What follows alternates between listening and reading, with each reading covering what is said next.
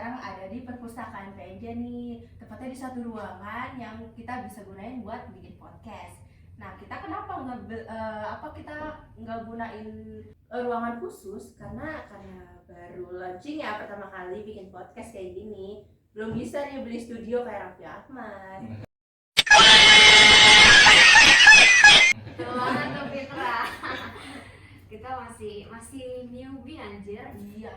Jadi gini guys, kita tuh di sini bakal bahas something kinda difficult gitu guys. Tapi hari ini juga kita bakal bahas tuntas, kita bakal kupas hari ini juga di tempat ini dan di sini juga. Tapi sebelumnya kita tuh bakal perkenalan dulu kali ya. Iya, lupa kita Oke. tangan. Mungkin dari gue dulu kali ya. Gue Citra. Gua Fitra. Gua Fazal. Gue Liza. Dan gua Amel. Jadi kita di sini mau ngapain nih guys? Ngapain sih? Ngapain ya? Ngapain penasarannya? Ngapain guys? Jadi Ngapain bahas ya? Kita akan bahas Siasat pembentukan kata. Oke, daripada kelamaan, langsung aja cus ke pembahasannya.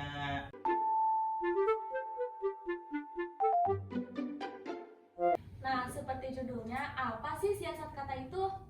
Jadi, simpelnya tuh gini guys. Siasat itu pembentukan kata baru atau penyederhanaan kata supaya suatu kalimat jadi lebih sederhana, mudah dipahami, dan gak boros kata.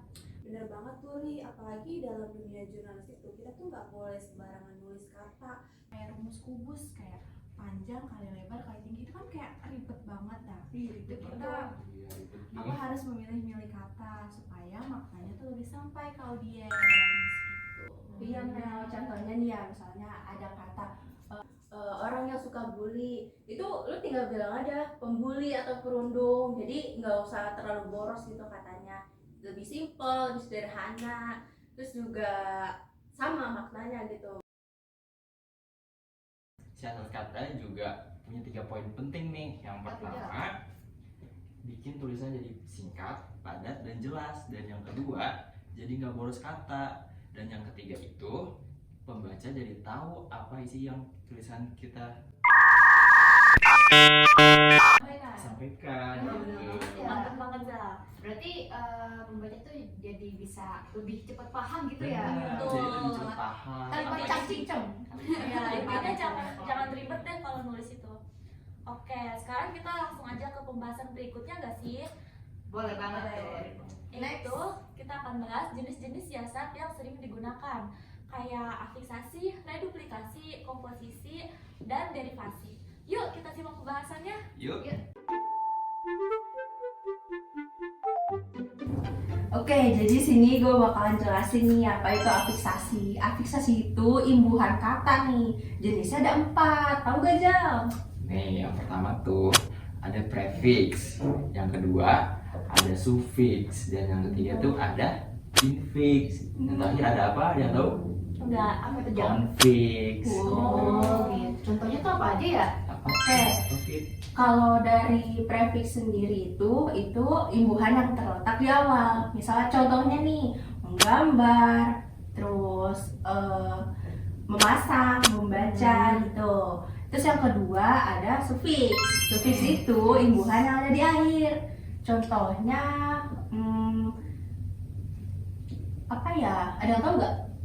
Contohnya Kayak melakukan. Oh iya, Gitu. tunjukkan, Tunjukkan. lihatkan, ajarkan. Ajarkan. ajarkan, nggak boleh. Terus yang ketiga ada infix. Infix itu adalah imbuhan yang terletak di tengah. Misalnya telunjuk, terus gerigi gitu. Dan yang terakhir ada konfiks. Confix. Konfiks itu ini agak soalnya dia imbuhannya di awal dan di akhir. Contohnya ada perundungan, ya. Terus ada yang bisa kasih contoh lagi gak? Gue tahu. Ada mencontohkan. Nah, itu boleh. Imbuhannya apa aja tuh Jal? Jadi itu diambil dari kata contoh. Imbuhan pertamanya itu ada me, dan di akhir ada a, jadi mencontohkan. Oh, Gitu itu gimana guys. tuh? Paham gue Jal. Wah bener banget tuh yang dibilang Fajal sama Fitra. Jadi kalian tahu gak sih apa fungsinya itu afiksasi? Apa ya?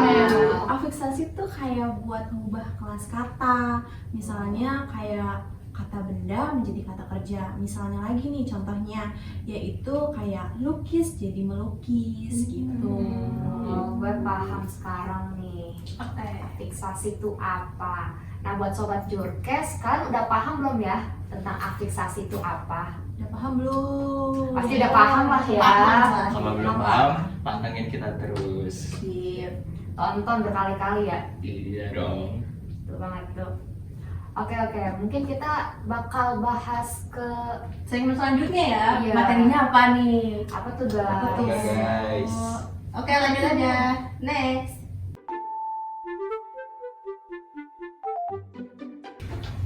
Oke guys, jadi kan tadi kita udah bahas afiksasi ya. Betul. Nah sekarang kita tuh mau bahas apa sih? Ada yang tau nggak? Apa ya? Lupa Kita lagi. mau bahas Reduplikasi. Kalian semangat banget ya hari ini. Iya dong. Iya dong, terima. Ada apa sih? Ada apa ya? ada apa ya? Tahu aja ada apa? Pertama kali podcast ya sih. Semangat. Iya. Kita mau calon-calon jadi YouTuber kali ya. Bang YouTuber bang. Oke, jadi langsung aja nih gue bakal jelasin secara sederhana apa sih itu reduplikasi. Jadi reduplikasi itu adalah sebuah kata yang diulang-ulang guys. Contohnya kayak anak-anak, hati-hati, terus sayur-sayuran. Itu kan dua kata yang sama, namun maknanya itu sama. Nah, Ya betul. gitu Cid. Tapi biasanya nih, Apa tuh jauh? reduplikasi ini tuh buat nyebutin jumlah kalimat tuh yang biar lebih kuat dan lebih pasti. Kayak tadi contohnya hati-hati. Kalau kita nyebutin cuma satu doang, itu udah beda maknanya kan? Iya Nah, sih. karena itu ada hati-hati. Kayak dia yang ngucapin ke gua. Ada lagunya nih. Aduh. Hati-hati di jalan. Anjir. Bener. Pajul udah dewasa banget. Pajul lewat. Mencoba jadi dewasa teman-teman. Aduh. Udah punya keras lo ya Jam. Udah. Oke guys, semangat ya guys ya.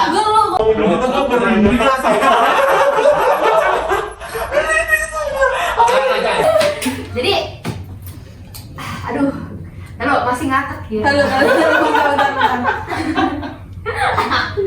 Oke, kita bakal bahas ke pembahasan selanjutnya. Nah, kita lanjut ke pembahasan berikutnya nih guys, yaitu tentang komposisi. Apa sih komposisi itu? Apaan tuh? Jadi komposisi itu adalah gabungan dua kata agar menjadi satu makna. Contohnya kayak kata pedagang kaki lima, mata keranjang, video call, dan masih banyak contoh lainnya. Mungkin Amel bisa lanjut jelasin kali ya. Misalnya gini nih, tadi kan Oli udah singgung ya kayak pedagang kaki lima. Nah, itu konteksnya tuh bukan pedagang yang beli kaki lima. Itu aneh banget kan ya? Iya dong. Aneh banget. Nah, jadi konteks aslinya tuh pedagang kaki lima itu pedagang yang di pinggir-pinggir jalan. Contohnya kayak Starling, mungkin bisa pedagang-pedagang sayur. Nah, ada contoh lain gak nih dari kalian? Gue tahu. Apa tuh? Kan kayak tukang cilok tuh Pak Penda kali ya. Bisa sih Ya, itu juga bisa sih.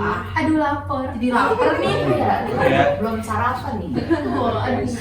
Nah, bener yang tadi dijelasin sama Amel. Gue setuju banget sih. Jadi gabungan kata itu gak selalu pakai bahasa Indonesia guys, bisa juga pakai kata asing. Contohnya kayak kata video call tadi.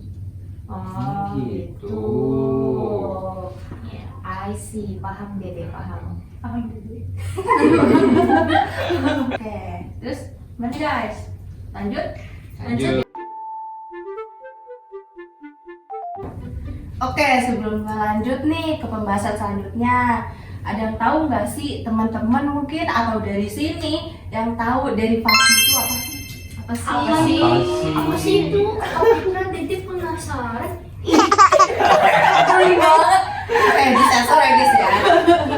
Oke, derivasi itu sebenarnya 11-12 nih sama afiksasi, tapi yang bagian konfiks.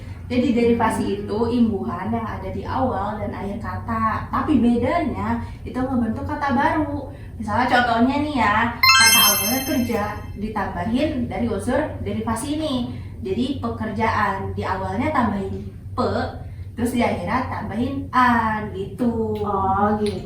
Tuh guys, benar banget Fitra. Nah, biasanya juga nih ya, derivasi ini tuh dipakai biar bikin tuh katanya jadi lebih formal. Jadi cocok banget buat kalian yang mau nulis berita opini ataupun karya ilmiah, itu cocok banget pakai derivasi. Betul banget aja. Oke, gimana nih kita lanjut? Gimana atau masih ada yang dibahas nggak? Itu tadi pembahasan terakhir sih. Aduh, sayang banget. Ya, semoga kalian bisa paham sama materinya ya. Oke. Kita akan jelasin panjang lebar loh. Dan harus tonton secara seksama ya di channel YouTube kita ini. Betul. Betul. Oke guys, jadi karena gue udah lapar banget, ini belum makan, gue belum sarapan, gue pengen banget makan chicken katsu kantin, sumpah itu, aduh, kebayang banget dulu. Kayaknya enak banget Lapar sih. juga. Jadi pada lapar nih kita guys. Jadi mungkin kita tutup kali ya podcast hari ini. Oke, sorry banget ya guys, kita bakal tutup podcast hari ini. Mungkin nanti next kita podcast lagi. Tapi sebelum itu gue bakal nyimpulin dulu nih tentang pembahasan tadi. Apa sih itu? Kesimpulan tentang pembentukan siasat kata. Jadi kesimpulannya tuh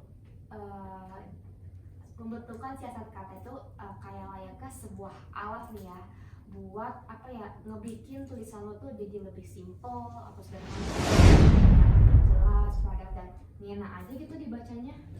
Betul. Dan juga kalian bisa pakai jenis-jenis siasat kata tadi kayak afiksasi, multiplikasi, komposisi, ataupun derivasi buat bikin kalimat itu jadi lebih jelas dan gak bikin orang bingung guys.